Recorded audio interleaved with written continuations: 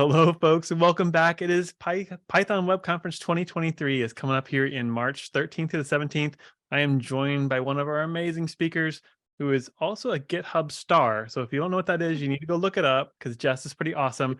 Jess, tell us a little bit about yourself. You've gone through quite a different few phases in your life, and I'll let you just kick off and tell us about you. I'm Brazilian. I'm living in Canada now, and I work at Auth0 doing developer advocacy. But in a previous life, I used to do data science, which is actually most of my professional life was in data science.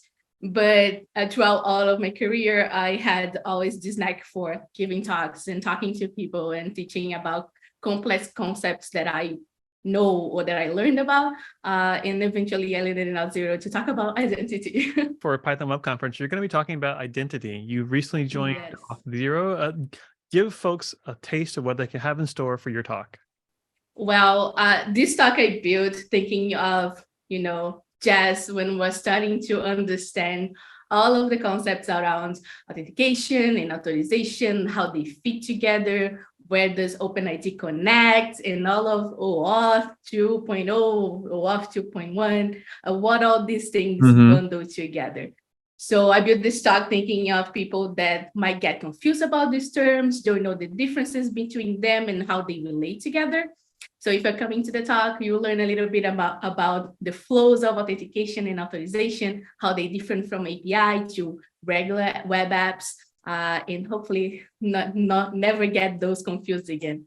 Yeah, we've heard it's a dance. There's certain ones that are called a dance, right? Excellent. So you're going to be joining us for Python Web Conference during the week. What are you looking forward to as an attendee during the conference? Connecting with people. I love talking to people whenever I go to a conference, even if it is online or if it is in person, learning about their careers, what they are trying to do, and maybe helping them out. So if you're going to the Python WebConf this year, I would love to talk to you.